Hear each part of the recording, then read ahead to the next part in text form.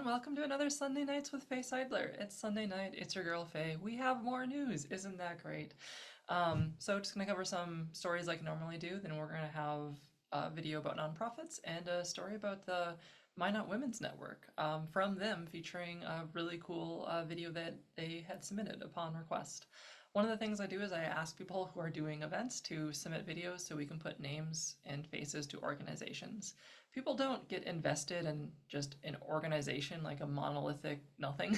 They get invested in other people. They get invested in the dreams, passions, and hope that we bring to an organization. Organizations are meaningless without the people that work there and do that work. And a lot of what I try to do is make sure we have those faces and those names, and that we can see the people behind the incredible work at a lot of different places.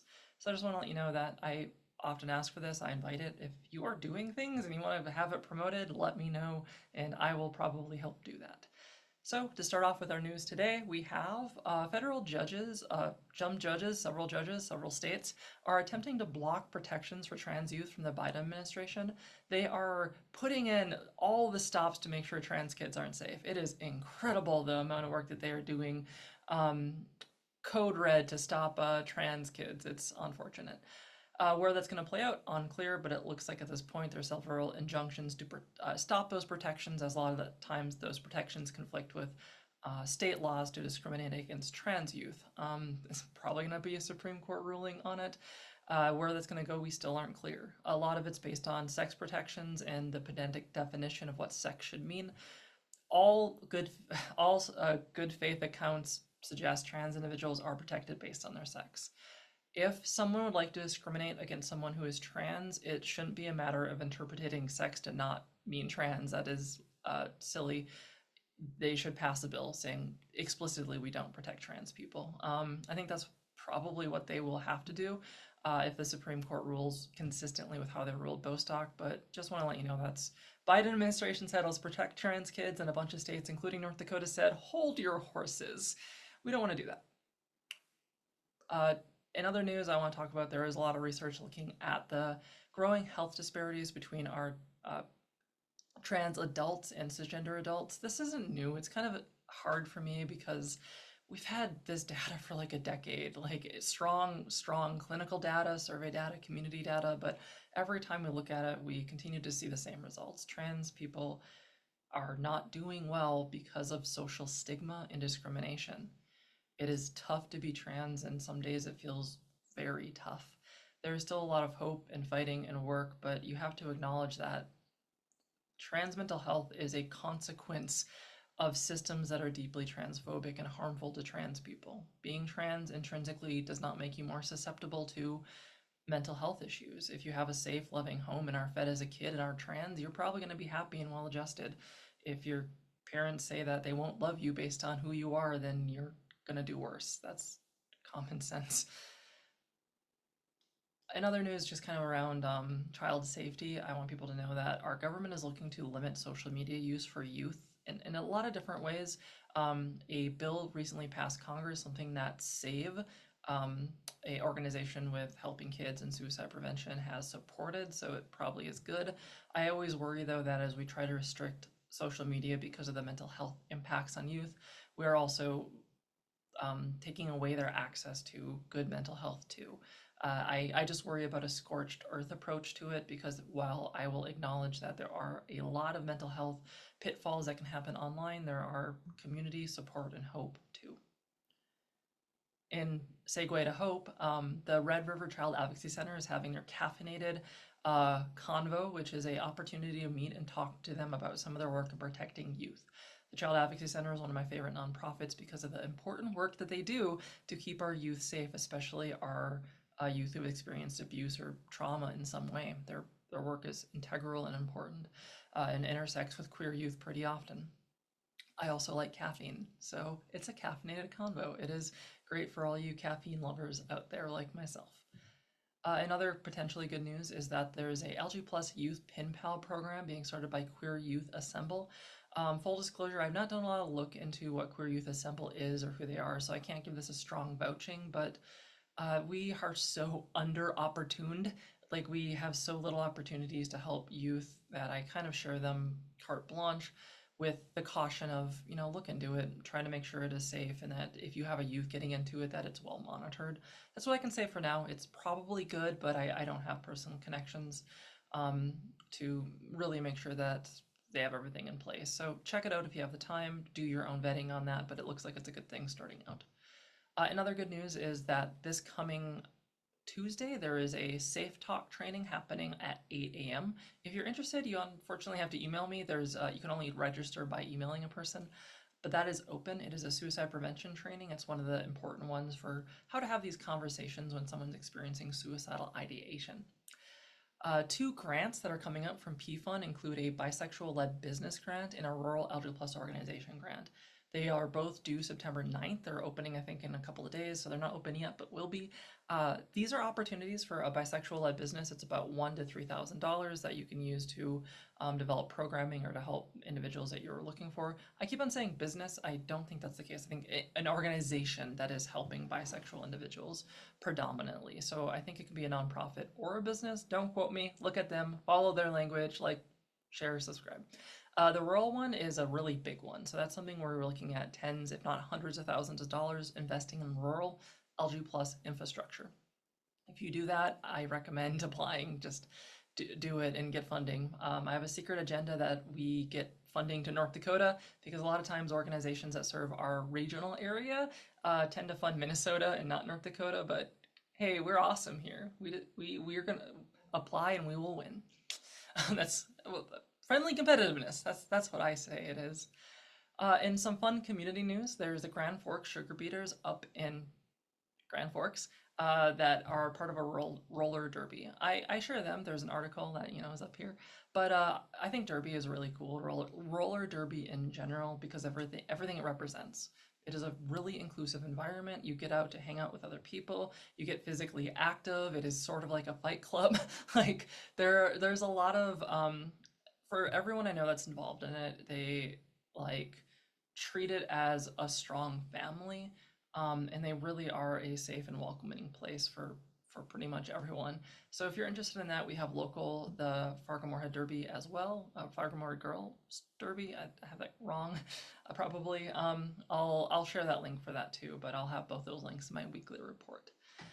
I want to highlight two big events coming up, two like world events. The End Human Trafficking Day is coming up July 30th. That'll be this Tuesday, just highlighting that trafficking is a very serious problem. It happens nationally, globally, locally, and 1 in 3 of individuals who are trafficked are children.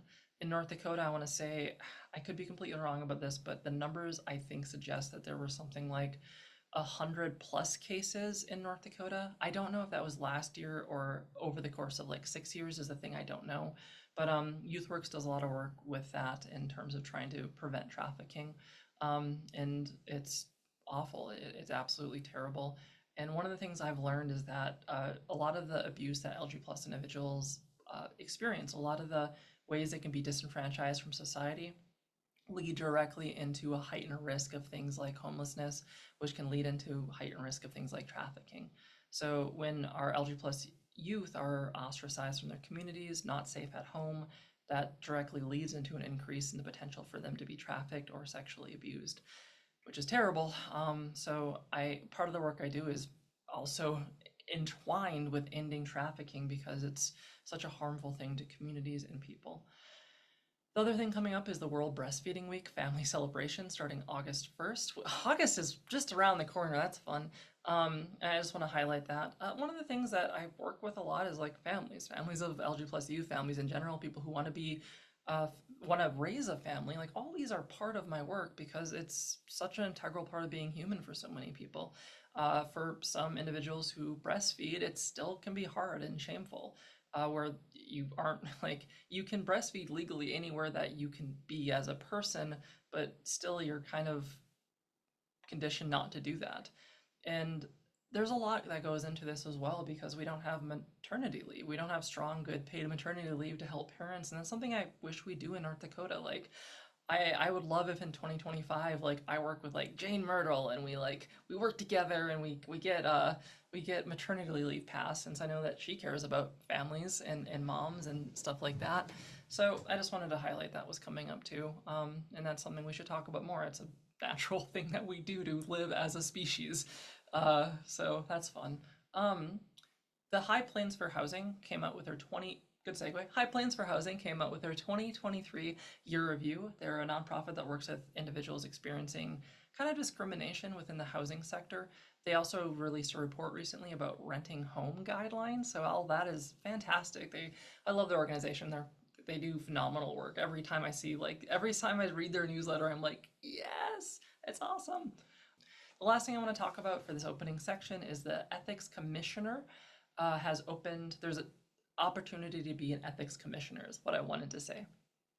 This is open until August 9th, and all backgrounds are welcome. They make a really strong point of you don't need to be like a judge or a lawyer or someone who just graduated with a degree in ethics or at least got halfway, dropped out, and lied about it. That's a Daily Show joke from 2005 that I just really like. But no, I love the Ethics Commission. I love what they do. They're recently on Rob Port's podcast talking about how cool ethics were. I'm probably like the biggest cheerleader of the Ethics Commission.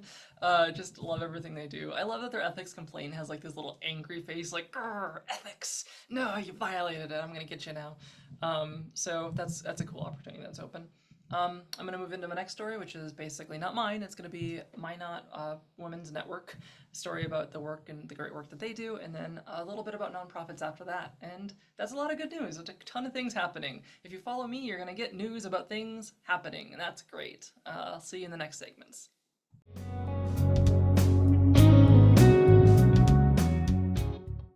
Hello, everybody. My name is Callie Bauer, and I'm the Executive Coordinator. My name is Abby Kinder, and I'm the Strategic Communications Coordinator. And we are with the Minot Women's Network. The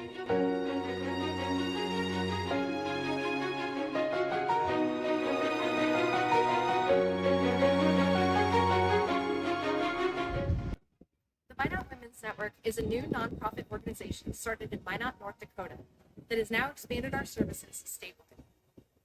The Minot Women's Network is dedicated to expanding access to all forms of reproductive care and promoting reproductive rights.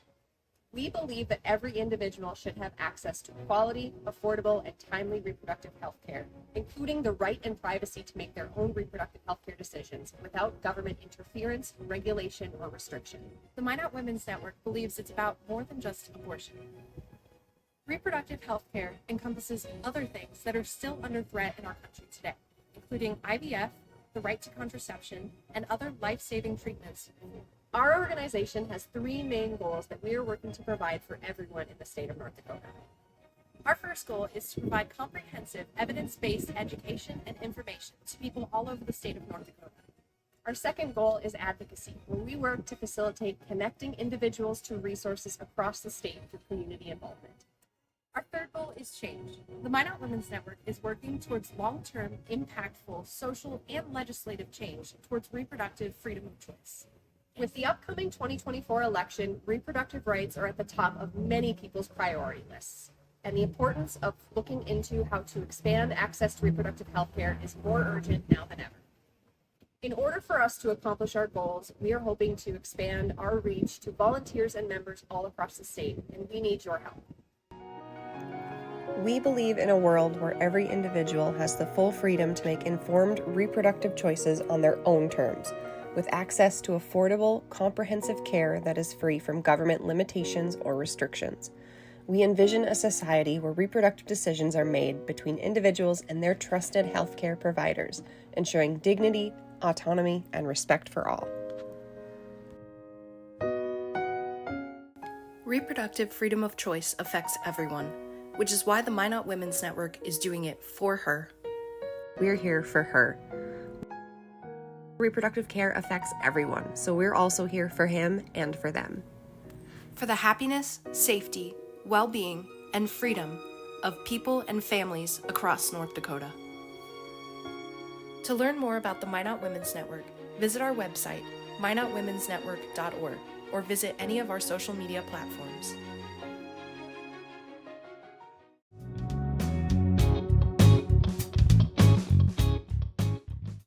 For this story, I'm going to be talking about nonprofits, kind of more specifically to people who work in nonprofits. I wanted you to feel comfortable, so I have simulated a board meeting. which, if you're familiar with nonprofits, is probably the worst part of your day. It's probably what you hate the most. So maybe I shouldn't have done this. Maybe I should have done something else. However, the reason I'm here is to talk about two really important efforts within our nonprofit world. One of them is Strengthen North Dakota, which does a lot of work to help people start a nonprofit, to run a nonprofit, to get advice on how to do grants and be successful with grant funding, to lead communities. Strengthen North Dakota, since I heard what they do and talked to them, has constantly inspired me as this amazing organization that does great work all across North Dakota. They also fund people. They through a Bush Fellowship Community Development Grant, I might not be saying those words exactly right, they have grant cycles of generally up to $10,000 for local community initiatives. So they do everything to support nonprofits making an impact and working, but they're also intersectional with that work. They also talk to a lot of nonprofits, get them to talk to each other, and make sure there's a collaborative effort happening. When I think about the nonprofit world, I'm not strictly like representative of any nonprofit. I often work with dozens, if not even like 100 different nonprofits, and I go to each of them talking about here are grant opportunities, here's this or that, because we are in this together. Like every person that has a victory in North Dakota in some way is all of our victories. And a lot of times in the nonprofit world and with grants, we can get hyper competitive in a way that is destructive. We compete against each other and we waste time and resources when if we work together, maybe we don't get that grant, but maybe we don't have to do as much work on certain things. Maybe other people are able to take it over. Maybe we can come together and split some of the work that we're doing. There's a lot of ways that we can use the resources we have now to have a bigger impact. And that's what this section is really kind of about, is advocating for that. I have not yet done it, but I have plans over the next couple of years to really try to de-silo this work as much as I can and to encourage grantors to do that as well. Right now, if there's a $25,000 grant going across North Dakota and like 100 organizations apply to it, one wins, that's like a lottery of wasted time. And all the efforts and ideas, the other 99 projects, they don't get funded. They go nowhere. All that nothing happens with it. What I would like is for them to go somewhere and for there to be conversations. Hey, we can't fund you, but this other org's looking to do similar work. Maybe you should partner and figure something out. There's a way we can coordinate and communicate and collaborate to much better ends than where we are right now, which takes some trust falls and some faith in some other people. But I guarantee you it's a better and more sustainable future when we try to get there. Another thing I want to talk about with grants is the Consensus Council currently has a grant open for up to $11,000 for 5 individuals, specifically for the academic year, looking at indie public or tribal schools, looking to basically help restorative practices within our school systems. Consensus Council is another great one that works kind of intersectionally with a lot of different nonprofits, agencies, and organizations, mostly within the restorative justice framework. In the previous section, I talked about some grant opportunities, so I won't necessarily like rehash all of them, but I want you to know that I'm always looking for them. And I'm part of so many listservs and newsletters and conversations that people share them with me. And instead of me taking it to myself and like hoarding it and then like trying to win it, I try to make sure other people know about it. So follow me. Like if you're a nonprofit work, if you know a grantor, get them in touch with me. So not only can I share them resources and grant opportunities, but maybe they can let me know what's going on too. So I can get that to as wide of a net as possible and even get new people to step up. Like one of the coolest things is that if there's a person who's really dedicated to food insecurity, I can connect them to maybe Great Plains Food Bank, or maybe there's a grant that doesn't quite fit what they're looking for that is a good fit for them and they're out in Horace or something like that.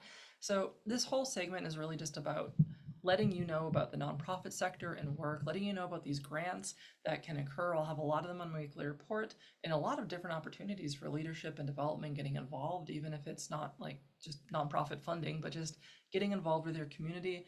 There's just a ton of things happening right now and always. So yeah, nonprofits, a lot of cool work, a lot of good funding, and just a case to say we need to work together. Like I lived in North Dakota my entire life, and of the 3 decades plus that I have here, and seeing all the ways that systems have failed me and seeing all the ways that people are working right now, we are all so isolated. And I don't see a future that works unless we are working together.